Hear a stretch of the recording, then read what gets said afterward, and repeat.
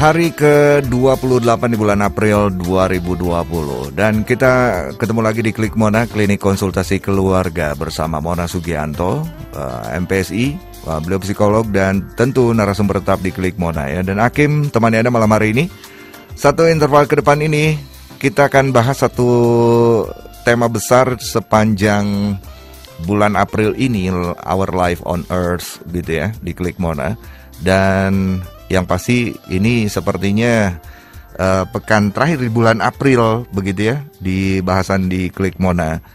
Nah, seperti apa memelihara alam yang bisa kita lakukan, atau mungkin kita tidak termasuk kriteria orang yang memelihara alam, jangan-jangan ya. Tapi semoga tidak lah ya. Yang pasti berharap sih ya termasuk begitu ya. Tapi seperti apa sebetulnya? Nah, kita menuju langsung ke Jakarta karena Mbak Mona ada di Jakarta. Kita lakukan by phone ya wawancaranya. Dan saya langsung sapa saja beliau yang sudah ada di line telepon. Selamat malam Mbak Mona, apa kabar? Malam Pak Hakim, malam sahabat Sonora. Gimana, sehat? Sehat-sehat Kang, syukurlah. Sempat keluar rumah tadi mungkin? Hari ini enggak, kemarin. Enggak, ya? Oke, yang jelas dominan stay at home itu lebih baik lah ya. Betul, kalau belanja aja kali Kang, belanja bulanan gitu. Dan itu memang kondisi yang terpaksa dan harus lah gitu ya. Iya. Oke, semoga sehat sekeluarga ya Mbak Mona ya. Kang. Dan malam hari ini yang pasti seminggu nggak kerasa banget ya. Kita udah ketemu Kang lagi dan sekarang ini udah di bulan di penghujung lah ya, bulan April. Kemudian ini termasuk juga bahasan yang terakhir di tema besar sepanjang bulan April ini, Our Life on Earth. Aduh, ini asik nih temanya. Dan yang pasti malam hari ini kita bahas lebih ya kelanjutan dari pekan lalu dan pekan-pekan sebelumnya ya Mbak Mona ya. Iya Kang. Kalau flashback sedikit, di pekan pertama itu kita sempat bahas juga tentang riwayat bumi ya. Iya. Kemudian the next lagi di pekan berikutnya ada berkaitan dengan apa Mbak Mona? Saya lupa lagi ya. Iya, ada di ini. Manusia dan alam. Manusia dan alam. Manusia dan alam. Lalu minggu lalu kita tentang Ibu kehidupan. Hari Kartini ya, Ibu kehidupan. Betul sekali. Dan sekarang kelestarian alam untuk merangkum ya. Topik tentang alam. Ini menarik nih, melestarikan alam. Iya. Tapi kita mulai dari mana nih? Soalnya luas banget kan bicara tentang alam. Lagi-lagi. Betul. Gimana, Mona? Ya, jadi kalau tentu saja karena Klik Mona kita kaitkan dengan keluarga ya, dan dengan psikologi. Jadi topik melestarikan alam ini kaitannya erat dengan nanti akhirnya peran keluarga dalam kelangsungan hidup kita bersama gitu ya, termasuk alam ini.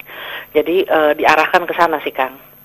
Itu jadi kita akan bahas sedikit menyambung dengan yang manusia dan alam, bahwa untuk bersama-sama dengan alam, manusia hidup bersama dan kita ada di dalam alam gitu ya.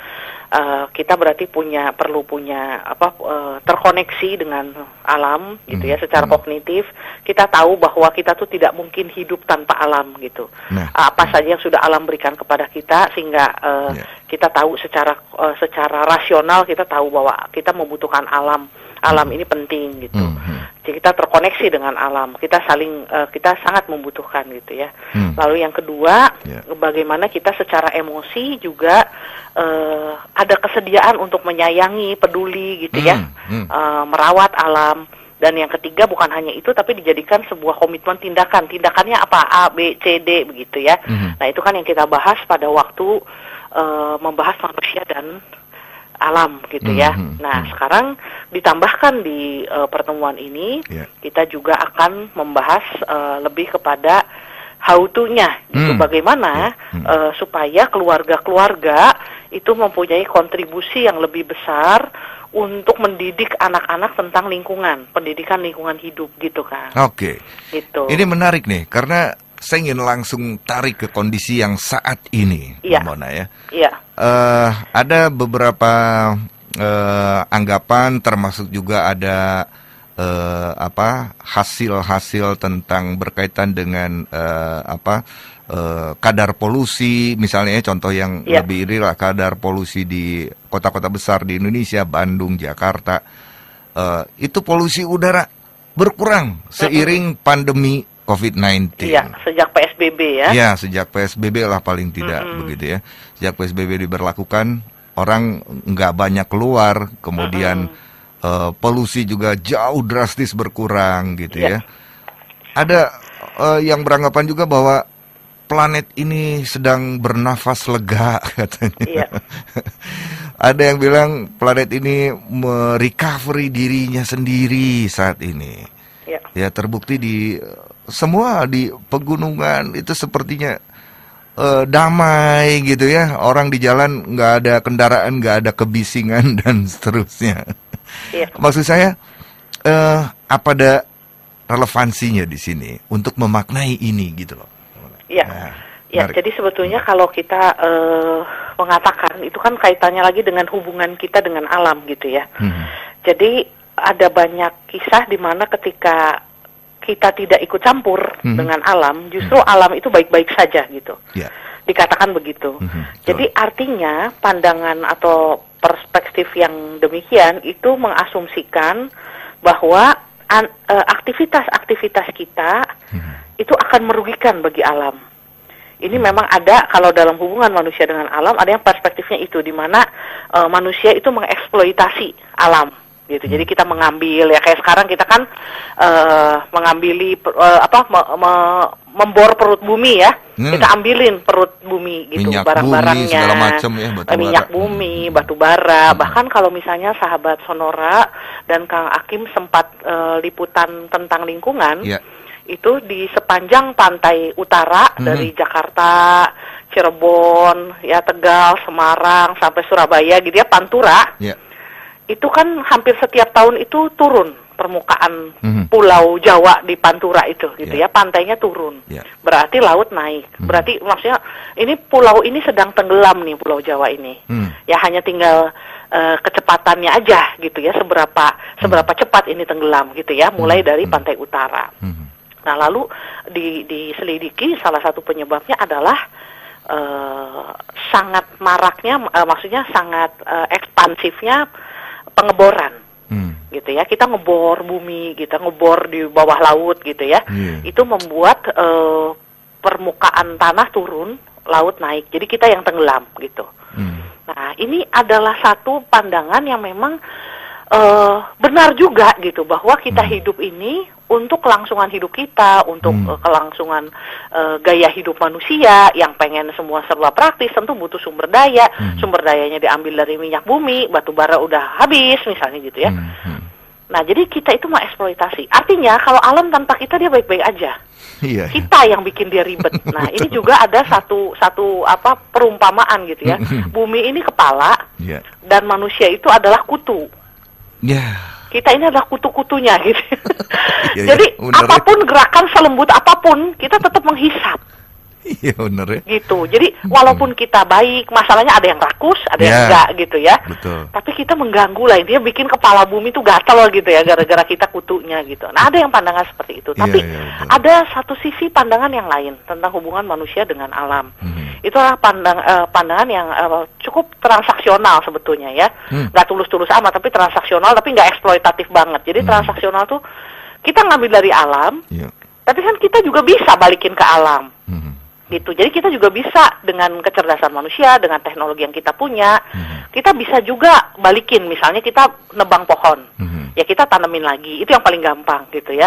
Atau kita punya intervensi di mana akhirnya kita menimbulkan polusi gitu ya, pabrik-pabrik gitu, polusi udara maupun air, mau pencemarannya gitu. Tapi toh kita bisa punya teknologi lagi untuk menetralisir. Jadi nggak rusak-rusak banget lah gitu ya. Jadi ada transaksional. Bahkan kita bisa memberikan kebaikan dengan misalnya pertanian lah gitu ya. Jadi membuat tanah menjadi lebih subur kah gitu ya. Nah itulah untuk mungkin pandangan itu katakanlah agak sedikit memperbaiki citra manusia gitu ya. Nggak jelek-jelek banget lah kita dibandingkan yang pertama. Tapi ada juga pandangan, nah ini yang saya suka. Manusia sama alam itu jangan dibelah-belah gitu. Kita ini adalah bagian dari alam, sama seperti pohon, sama seperti binatang, bagian dari alam. Manusia makhluk hidup juga bagian dari alam. Jadi kita itu bersama dengan alam. di dalam alam ada kita gitu. Jadi kalau misalnya kita ngomongin begitu, kita dan alam itu sebetulnya satu kesatuan. Tidak lagi dilihat transaksinya kah, tidak lagi dilihat eksploitasinya kah gitu. Nah, tapi pertanyaannya kalau untuk yang ketiga itu kan kayaknya adem banget gitu ya, dalam tanda petik gitu ya. Betapa indahnya hubungan manusia dengan alam, karena manusia itu nganggep alam itu ibunya dan alam merangkul seluruh kehidupan di dalamnya gitu. Termasuk kita.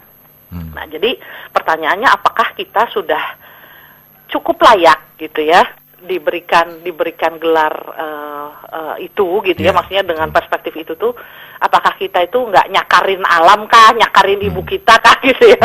Nah, itu refleksinya. Nah, tapi itu menarik kan. Jadi bahwa setiap saat kita perlu merefleksikan, karena sedikit atau banyak ya, kalau saya ngelihat memang kita itu mengambil gitu kan, sedikit atau banyak, yang rakus atau nggak rakus, tapi bagaimana kita juga mengambil dengan tidak serakah gitu ya, dengan menjaga tetap supaya dia tetap lestari.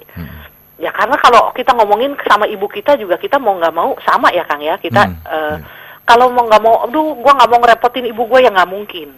Namanya manusia, ngerepotin mamanya, ngerepotin ibunya, gitu. Dengan segala cara, entah makan perasaan lah, entah air susunya kah, entah waktu tidurnya kah, kita pasti mengganggu. Dan itu nggak bisa kita hindari gitu ya. Tapi menurut saya sebisa mungkin bagaimana wujud cinta kita juga baliknya seperti apa gitu Kang. Itu sih sebetulnya yang kita mau lakukan dengan hari ini kita bahas. Iya, menarik nih. Selain mengambil tadi ya, kalau kata Mbak Mona, mungkin kita nggak sadar juga ya, mereka yang tidak mengambil tapi mencemari begitu ya, bisa jadi. Diambil nggak perlu misalnya gitu ya, tapi dikotorin gitu ya. Iya. Buang sampah sembarangan entah itu buang limbah sembarangan gitu ya. Oke. Ini ada yang sudah interaksi juga nih. Saya langsung saja dulu ya. Di 0811-190-1827. Di SMS ini yang sudah masuk. Oh ya, untuk sahabat Sonora juga bisa simak lewat streaming sonorabandung.com. Kemudian juga ada beberapa ini juga yang bisa diakses di YouTube channel ya, Mona ya? Iya Kang, di Klik Mona ya. Nah, Klik Mona YouTube channelnya sudah ada. Jadi ada beberapa dokumentasi dari siaran kita ya. Iya, jadi semua rekaman kita baik isinya rekaman suaranya maupun ada beberapa PowerPoint-nya sudah disiapkan di sana ada. Nah, gitu. Jadi bisa ada banyak akses selain sahabat Sonora bisa simak lewat streaming live begitu ya. Tapi juga ada dokumentasinya di YouTube channel Klik Mona. Tinggal searching saja ya, subscribe jangan lupa ya gitu ya. Jadi kalau ketinggalan nggak bisa tidur gitu ya. Masih bisa lihat di YouTube nonton. Ini saya langsung saja ke interaksi dari Ragesa. Ini selamat malam semuanya, sehat selalu ya Mbak Mona katanya. Terima kasih. Dalam studi di psikologi saat ini terutama karantina massal karena COVID se-Indonesia bahkan sebumi. Jadi sampel untuk pentingnya jaga kesehatan, interaksi sosial di rumah tangga dan sekolah, kemudian rumah ibadah, di jalanan, di mana saja manusia positif COVID-19 yang pasti sudah terindikasi, haruskah diberikan fasilitas bantuan psikologi atau psikolog gratis dari pemerintah menurut Mbak Mona? Lalu seperti apa cara psikiater atau psikolog membantu pasien darurat yang terkena COVID-19, pasien COVID-19 begitu?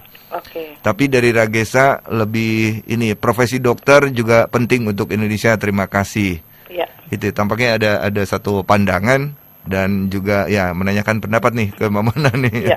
Kemudian satu lagi nih Mbak Mona ya. Ini dari 1080. Aduh saya lupa lagi nih namanya, belum ke save lagi nih. Tapi ini mohon maaf katanya menyimpang dari tema. Apa yang dimaksud dengan parapsikologi dan apa bedanya dengan psikologi? Apa saja mazhab atau aliran dalam ilmu psikologi selain psikoanalisa dan behaviorisme? Waduh, itu dari 1080 ya di WhatsApp ya. Ini namanya siapa ini? Kalau boleh cantumkan nama supaya kami enak menyapanya. Jawabnya tapi setelah break ya, Mbak Mona ya. Mohon maaf. Ya saya break dulu ya. Kita break dulu sejenak. Sahabat Sonora tetap di sini di Klik Mona, Klinik Konsultasi Keluarga bersama Mona Sugianto akan kembali setelah yang berikut ini ya. Jangan lupa untuk WhatsApp interaksi dan juga SMS 0811 190 1827.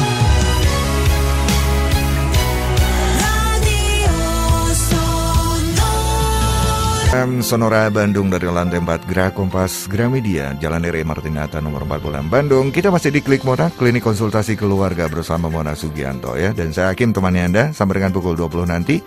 Yap, kita langsung menuju Mbak Mona Sugianto yang sekali lagi beliau ada di Jakarta, jadi wawancaranya by phone ya. Sama juga physical distancing ya. Mbak Mona. Siap, Kang. Oke, kita lanjut saja. Ya. Dan tadi interaksi dari Ragesa mungkin bisa langsung saja barangkali ya ditanggapi, silakan Mama. Baik, terima kasih Mas Ragesa. Jadi tadi ditanyakan mengemukakan ya tentang studi psikologi, lalu adanya karantina massal ini jadi kayak sampel besar ya dunia ini jadi laboratorium penelitian lah tentang bagaimana pentingnya keluarga, interaksi antar manusia, tentang kesehatan ya.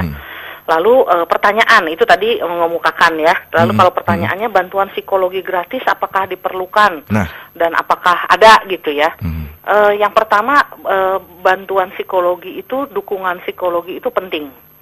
Jadi diperlukan ya karena setelah kebutuhan-kebutuhan dasar seperti kebutuhan pangan, lalu sekarang ini untuk menjaga kesehatan sudah gitu ya. Nah lalu tapi kan orang kan tetap bisa bosen, bisa takut, bisa cemas, bisa sedih, bisa merasa kehilangan, bisa merasa bersalah terhadap kita nggak bisa bantu orang gitu ya. Nah itu tentu butuh psychological support disebutnya, support psikologis. Nah adakah kalau layanan gratis? Ada ya, jadi pemerintah sudah mengupayakan lewat organisasi profesi psikologi. Jadi organisasi profesi psikologi namanya HIMSI. Itu mengadakan, di bawah HIMSI itu ada Ikatan Psikolog Klinis. Itu mengadakan konseling gratis. Jadi kalau sahabat Sonora merasa butuh ataupun mungkin ada keluarga atau kerabat yang butuh, coba di googling. Ada konseling gratis. Ini Ikatan Psikolog Klinis ini di daerah-daerah ada.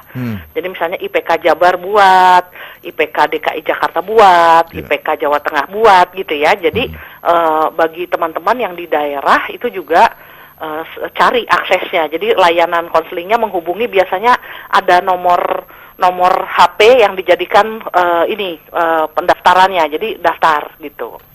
Dan itu gratis. Nah, lalu juga ada layanan-layanan yang bukan hanya pemerintah tapi juga swasta. Nah, swasta juga banyak. Ada yang gratis, ada yang berbayar tapi murah. Intinya semua berupaya untuk mengurangi penderitaan psikologis kita semua pada waktu pandemi ini gitu ya Kang ya. Karena kita tahu bahwa memang itu sangat diperlukan. Nah, lalu bagaimana sih cara psikiater dan psikolog membantu? Kalau psikiater itu kan dokter ya, dokter ya. Lalu mengambil spesialis jiwa, maka SPKJ, spesialis kesehatan jiwa. Sedangkan kalau psikolog, S1-nya psikologi, S2 profesinya psikologi, terutama kalau yang ini klinis gitu ya, S2 profesi psikologi klinis. Nah, jadi cara membantunya kalau psikiater itu bisa dengan obat-obatan. Jadi misalnya antidepresan, anti cemas ya, lalu diberikan misalnya kita kesulitan tidur karena saking ketakutan diberikan bantuan obat tidur gitu. Nah tapi kalau psikolog memang menggunakan psikoterapi gitu. Jadi kalau butuh obat-obatan, ada aneka masalah dan gangguan yang butuh obat, disarankan ke psikiater. Mereka cara membantunya demikian gitu ya. Jadi konseling iya, psikoterapi, lalu kalau psikiater dengan obat gitu ya. Intinya untuk mendukung kesehatan mental kita. Ya, jadi masing-masing punya perannya. Lalu profesi dokter penting, iya. Jadi kita dalam pengalaman hidup manusia, profesi-profesi yang ada ini penting, terutama kalau dokter itu sekarang kita tahu ya, mereka di garda depan bagaimana pengorbanannya begitu ya. Perawat juga sama. Intinya bergerak di bidang pelayanan kesehatan luar biasa. Dan bukan hanya mereka, yang mendukung juga. Kalau Bapak Ibu mungkin sekarang mengamati gitu ya, yang terus memproduksi alkes biar alat kesehatan maupun APD itu kan sekarang bikin terus. Capek gitu kerja siang malam, tapi mereka tahu bahwa ini dibutuhkan. Terus dibutuhkan akhirnya. Nah, itu adalah jasa-jasa yang saya sangat bersyukur kita punya mereka gitu ya, pahlawan-pahlawannya. Nah, itu untuk para Gesa ya. Nah, untuk 1080, terima kasih tadi pertanyaannya walaupun tidak sesuai konteks nggak apa-apa ya. Ya. Jadi parapsikologi apa bedanya dengan psikologi? Ya kalau psikologi itu ilmu pengetahuan yang berkaitan mempelajari untuk perilaku manusia. Ya perilaku yang dilihat gitu ya. Jadi memang dengan basis-basis ilmiah, kaidah-kaidah ilmu pengetahuan, metode-metode ilmu pengetahuan. Nah, kalau parapsikologi itu sebetulnya cakupannya sama gitu ya. Maksudnya bukan cakupan sama. Berusaha untuk menerapkan prinsip-prinsip psikologi itu, tapi yang dijadikan objek penelitiannya agak berbeda. Jadi dia mengkaji pengalaman manusia, tapi dalam hal sesuatu yang sifatnya anomali ya, tidak biasa. Ya, contohnya misalnya yang dikatakan sixth sense, lalu psikokinesis ya, terus kehidupan setelah kematian, atau mungkin kalau kita dari ajaran-ajaran atau keyakinan misalnya ada reinkarnasi, dipercaya gitu ya. Nah, mereka berusaha menggunakan sedikit banyak prinsip-prinsip psikologi untuk menjelaskan itu ya. Nah, ini macam-macam sih, ada yang mendukung ya, parapsikologi itu kan ya juga sama gitu, pakai psikologi, cuma objeknya diperluas gitu ya kepada hal-hal yang mungkin sulit untuk dijelaskan kalau pakai cara biasa. Nah, tapi ada yang bilang bahwa yang nggak bisa, itu tetap beda ya, makanya ada psikologi, ada parapsikologi ya. Tapi kalau yang parapsikologi ini, kalau kita kuliah di psikologi di seluruh Indonesia itu nggak akan diajarin tuh tentang sixth sense, terus kehidupan setelah kematian gitu ya, itu nggak dipelajari di psikologi. Tapi kalau parapsikologi mungkin gitu ya. Nah, itu beda memang. Lalu mazhab apa yang apa saja selain psikoanalisa sama behavior? Banyak ya. Ada 4 mazhab besar, tapi sebetulnya lebih ya. Jadi psikoanalisa, behavior, humanistik, sama positive psychology ya. Tapi selain itu juga ada fenomenologi, eksistensialisme, transpersonal. Mungkin kalau sahabat pernah dengar transpersonal tuh pendekatan psikologi yang mengintegrasikan antara aspek spiritual transendensi dengan psikologi. Jadi kalau bisa disebut juga psikologi spiritual gitu ya. Jadi itu perspektifnya beda-beda. Makanya mazhabnya beda-beda karena penekanannya beda-beda. Cara memandang manusia dari sisi yang mananya beda-beda gitu. Ya, makanya menarik ya. Jadi walaupun di ilmu pengetahuan sama-sama psikologi gitu ya, tapi masing-masing tuh punya, ini pendapat saya begini tentang manusia, pendapat saya begini tentang manusia, cara mengubahnya begini, intervensinya begini, sehingga akhirnya terapinya pun macam-macam gitu, Kang. Seru pokoknya, Kang. Wah, menarik ya. Tapi kalau parapsikologi ini bukan paranormal ya, bukan? Ya, parapsikologi kalau dibilang paranormal juga dia nggak terima gitu, karena dia bilang kan gue pakai psikologi gitu, Kang. Jadi gitu. Kalau parapsikologi ini apa ada psikologinya, ya, ada ilmu psikologinya, ilmunya ada, bisa tetapi objeknya yang dia hal-hal yang lebih luas lah gitu. Oke. Baik, menarik lah kalau iya. nanti secara sesi khusus ya. Iya. Ini seru ini. Oke, next lagi ini selamat malam untuk siapa sih sebentar ya. Ini dari Pak Andriansyah di Cimanggis Depok yang dengan selalu setia dengerin lewat streaming sonorabandung.com nih Mbak Mona. Iya. Kayak sehat ya sekeluarga Mbak Mona katanya. Terima kasih Kak Andriansyah. Oke, kalau dari Pak Andriansyah begini, manusia kebanyakan selalu menuntut dunia lekas-lekas membahagiakannya. Iya. Apakah mereka pernah sekali saja untuk membahagiakan dunia? Negara lain berlomba bikin senjata nuklir. Konflik terjadi, perang Timur Tengah misalnya. Kemudian anak-anak dan sipil jadi korban, katanya. Ya. Kemudian ini ada satu pertanyaan, apa arti Grenkulus? Apa itu ya? Grenkulus apa nih? Nulisnya gimana, Kang? Grenkulus. Grenkulus apa ya? Apa ya? Nggak tahu, mana belum pernah dengar. Oke. Terus ada ajakan juga Pak Andriansyah, pokoknya tetap di rumah, katanya. Sektor formal tetap kerja, ya tentu ya di beberapa instansi bidang tertentu juga memang harus jalan gitu ya. Iya. Kemudian baca buku di rumah itu jadi menjadi obat yang ampuh untuk tetap di rumah. Jangan mudik karena pemerintah juga sudah menerapkan PSBB, begitu kata Pak Andriansyah. Ini satu lagi dari siapa nih sebentar, 2349. Oh, ini ada nada-nada kekesalan sedikit. Iya, iya. Resep dari alam buat atasi pandemi COVID-19. Potong batang pohon singkong 1,5 meteran. Lalu rendam air garam 1 jam untuk larutkan getah supaya tidak gatal. Lalu sabetkan ke kaki orang yang suka kelayapan. Kirain teh bener, ini udah mau Mona catat loh. Kirain bener ini untuk jaga-jaga, bisi-bisi. Bener-bener luar biasa ini 2349. Saya aja pertama baca kaget juga pas ujungnya sabetkan ke kaki orang yang suka kelayapan. Oke, itu satu lagi yang momennya dari Kang Aditya. Sebentar, mana nih? Aduh sebentar. Oke, mungkin bisa. Ini dia.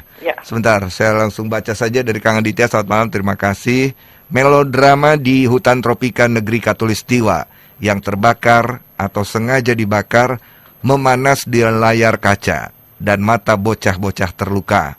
Terluka harta benda hak milik mereka di masa depan. Penjarahan sistematis, masif, terencana, sumber daya hayati paru-paru dunia dirampok. Beralas industrialisasi sembrono. Gemerlap di hiruk-pikuk kultur hedonisme kota-kota besar.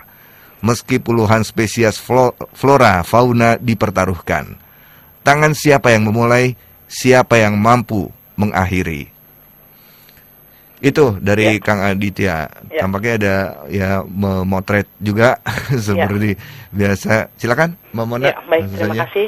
Mulai dari Kang Andriansyah, terima kasih ya. Jadi ini refleksi juga, kritis juga, manusia menuntut dunia lekas membahagiakan. Nah, kebalikannya gimana gitu. Betul, ya.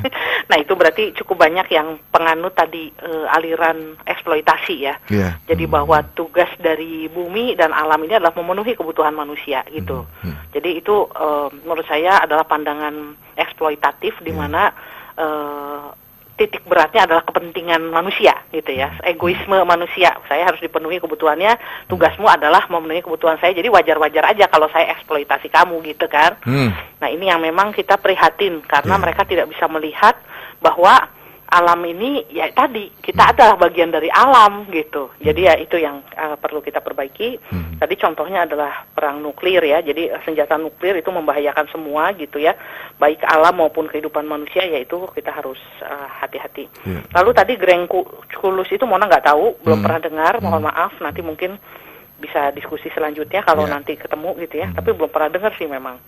Lalu tadi saran Kang Adriansyah baca buku di rumah, jangan mudik, setuju ya. Kita baca buku, nonton film-film bermutu gitu ya. Baca tentang sejarah, wah itu seneng banget deh. Bisa betah banget deh gitu ya. Seneng. Dan nggak makan kuota ya. Nah iya. Mau baca buku aja, beli buku aja, tapi nggak makan kuota tiap hari ya. Bisa diulang-ulang bacanya ya gitu ya, sambung lagi. Iya.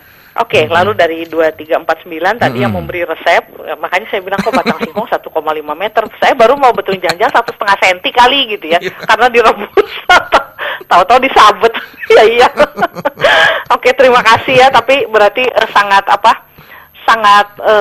yang kelayapan itu sangat ngeselin ya, berarti greget sangat gitu peduli ya, lah, greget, jadi peduli banget.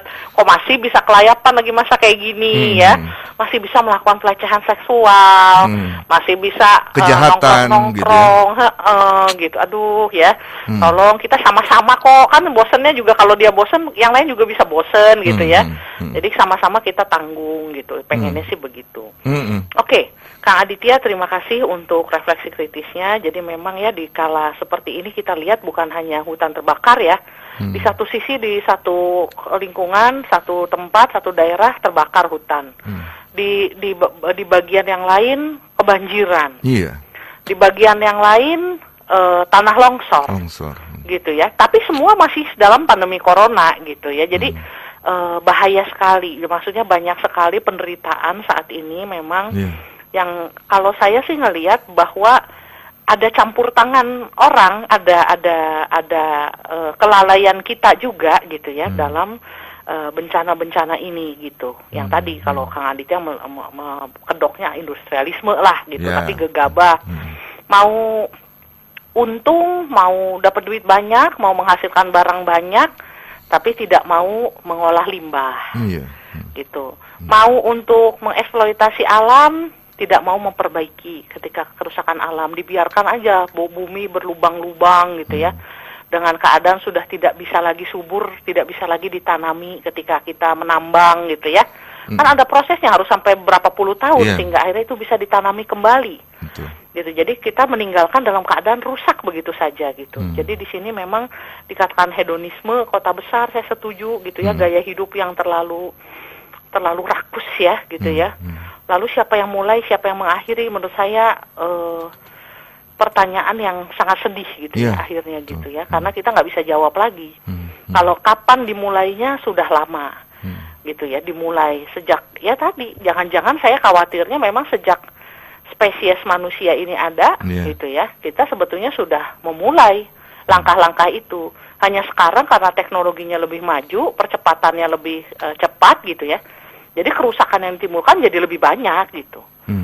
Nah, jadi khawatirnya kita adalah melihat satu unsur kriteria kemajuan itu kita merasa lebih maju, lebih modern. Tapi sebetulnya di sisi lain kita tuh mundur banyak gitu. Kita tuh merusak banyak, kita menghancurkan banyak. Itu sedihnya gitu.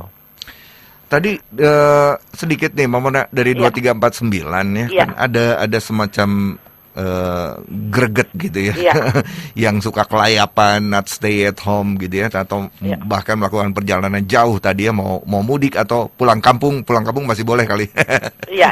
Tapi oke lah, ada rasa greget ya ketika kita misalnya kita sudah berlaku stay at home nih misalnya, yang contoh yang konkret saja.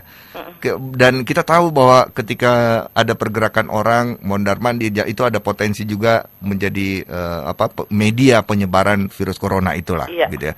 Tapi di sisi lain itu tadi kita melihat di tayangan TV ternyata banyak juga orang yang tetap keluar gitu ya. Ya terlepas dari kondisi apapun di baliknya begitu ya, tapi ada fakta yang kemarin saja di checkpoint misalnya masih ada orang yang bergerak gitu ya, artinya keluar rumah dan terkesan tidak begitu menyadari bahaya virus corona gitu. Lalu mengatasi kegemasan itu gimana?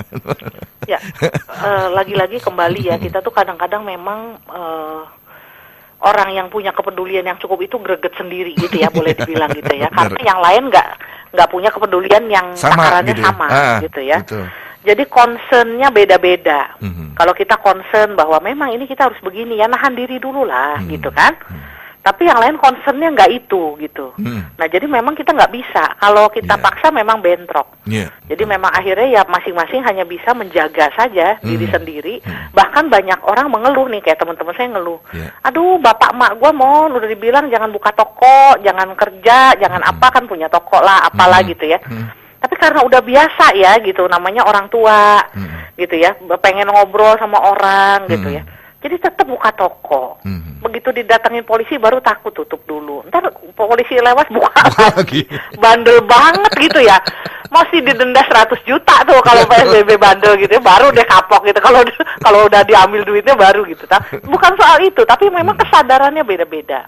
Ya kita ngelihatnya, wah orang tua saya kan udah tua ya, jadi jangan sampai kenapa-napa gitu ya.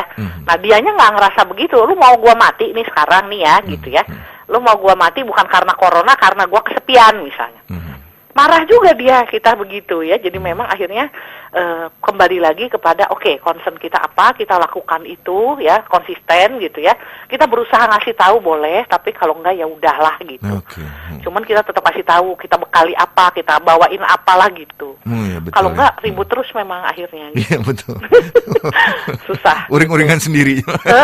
Akhirnya perang di rumah gitu kan. Balik lagi ke tadi yang juga berkaitan dengan memelihara alam nih Mbak Mona. Kalau tadi sempat mengemuka ya dari Kang Aditya gitu ya, tentang ada eksploitasi lah nadanya itu kepada alam. Lantas kalau kita tarik di skup keluarga gitu, atau mungkin dari diri kita, perlu nggak sih ada semacam komitmen diri gitu ya, Iya. bahwa terhadap alam nih saya harus begini loh, Iya. keluarga harus begini loh, tapi how to gitu. Iya. Jadi kalau saya balik dulu kita tadi ke pendidikan lingkungan hidup. Pendidikan Jadi lingkungan hidup, kalau ya. kita ngelihat nanti bisa googling konvensi UNESCO tahun kalau nggak salah 90-an atau 97. Saya waktu itu mahasiswa baru tuh. Itu lagi didengung-dengungkan. Konvensi itu isinya adalah pendidikan lingkungan hidup. Jadi pendidikan lingkungan hidup itu intinya mau di keluarga maupun di sekolah kan udah mulai sadar lingkungan hidup gitu ya. Udah banyak materi kurikulum disesuaikan kelestarian alam juga ya. Nah, itu kalau pendidikan lingkungan hidup itu sebetulnya memberikan proses tujuannya untuk menciptakan masyarakat dunia ya. Jadi seluruh masyarakat dunia untuk memiliki kepedulian terhadap lingkungan hidup. Gitu ya. Dan kepedulian juga terhadap masalah-masalah yang terkait dengan lingkungan hidup. Jadi jangan cuek. Jadi jangan kita tidak peduli gitu. Kalau misalnya dikatakan sampah ini bisa jadi bencana besar kalau tidak kita kelola dengan bijaksana. Jangan nunggu nanti jadi bencana besar. Dari sekarang kita udah pikirkan gimana ngelolanya, sampah basah gimana, sampah kering gimana, sampah plastik gimana. Oh, sampah plastik nggak bisa, oke kita kurangi penggunaan plastik gimana. Sekarang kan kita udah mulai gitu ya. Tapi itu berkaitan dengan pendidikan lingkungan hidup. Nah, lalu pendidikan lingkungan hidup juga untuk mengubah perilaku individu dan masyarakat supaya menjadi positif, lebih positif, semakin positif kepada alam. Jadi supaya tadi tidak eksploitatif, tidak nganggep alam itu harus menuhin kebutuhan gue sendiri gitu kan. Tapi kita tidak memandang alam ini sebagai sesuatu yang hidup. Hati-hati loh, alam tuh hidup loh. Jadi bukan hanya manusia gitu ya, dan binatang dan tumbuhan, semua itu hidup juga, bukan cuma kita gitu ya. Yang hidup itu semua tuh hidup, semua kehidupan gitu. Jadi perlu kita jaga. Nah, untuk itu memang kalau pendidikan lingkungan hidup dikaitkan dengan di rumah, sebetulnya cukup dengan 5 hal.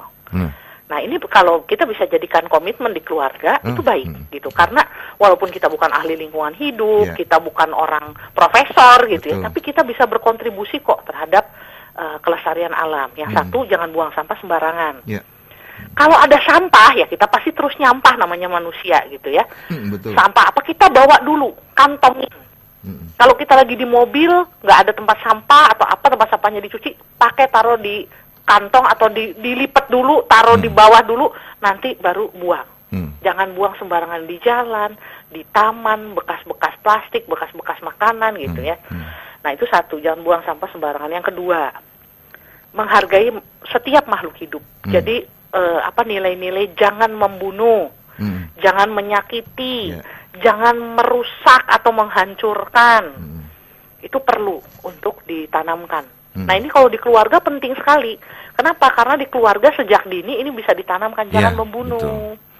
Gitu ya. Ini kalau di keluarga nih menarik nih, karena biasanya nih kalau di keluarga di rumah gitu ya, suka ada kecoa. Nah, kecoa tuh, waduh, dibenci banget tuh, kasihan. Langsung dibunuh kan, dikeprek gitu. Sampai bajret. Itu kayaknya itu contoh yang tidak baik ya. Jadi maksudnya diusir aja gitu kan. Begitu juga yang lain ya. Kalau tikus tuh makanya kalau di rumah saya juga si papinya kan antara dia nggak mau membunuh, tapi benci sama tikus. Itu dia. Jadi akhirnya pakai lem tikus kan, jangan dijepit, dilem. Tapi kan kesian juga, nanti kalau dilem mati juga sebetulnya ujungnya.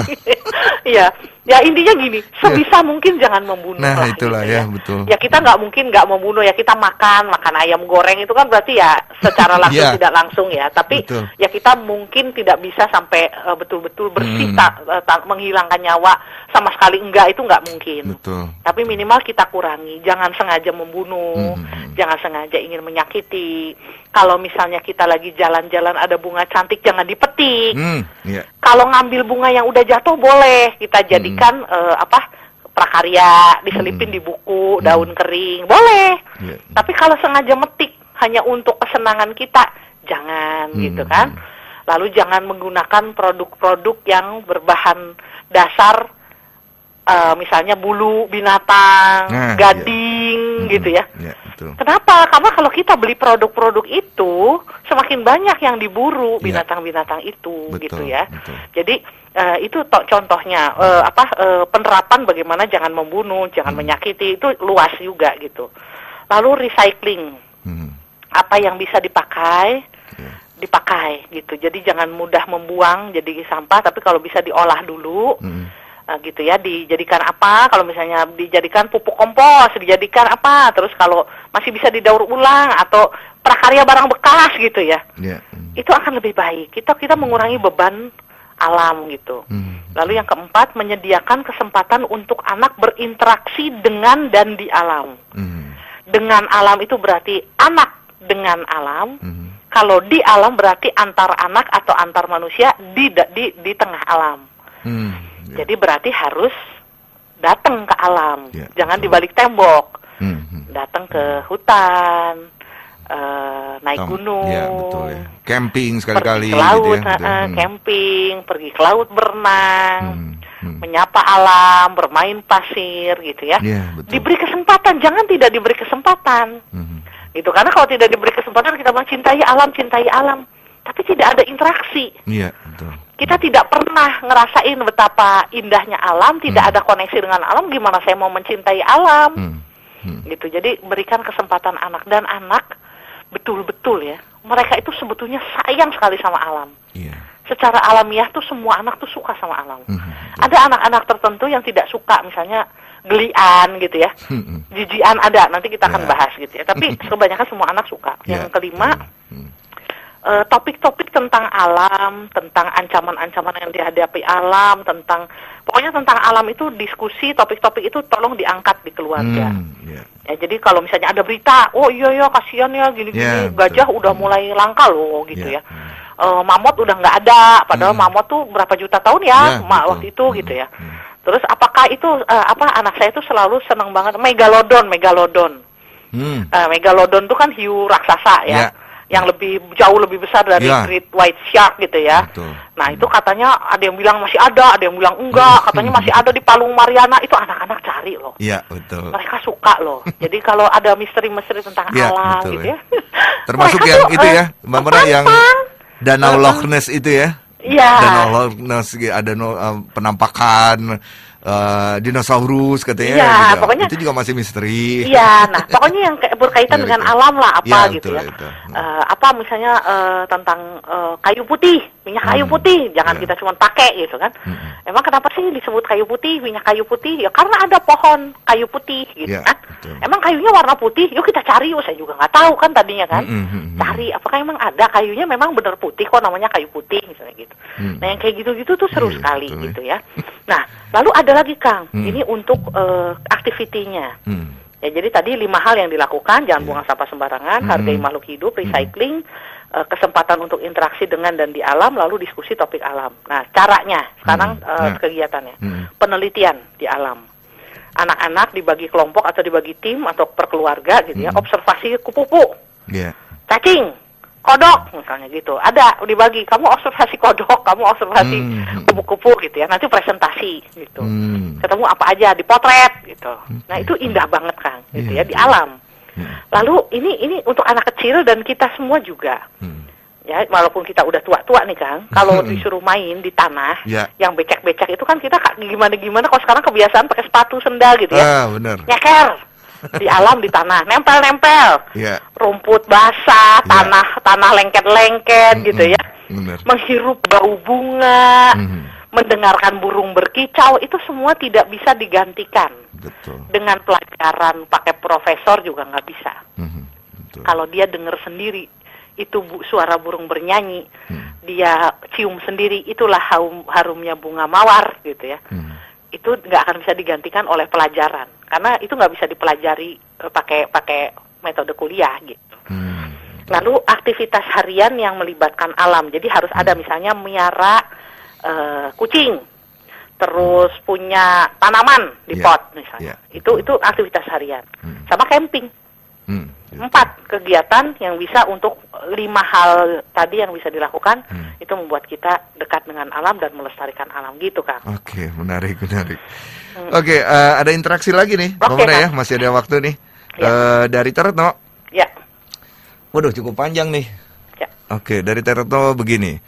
Udara ada di dalam bumi, tapi menurut saya ada bedanya udara dan bumi, terutama bagian luar atau permukaan bumi.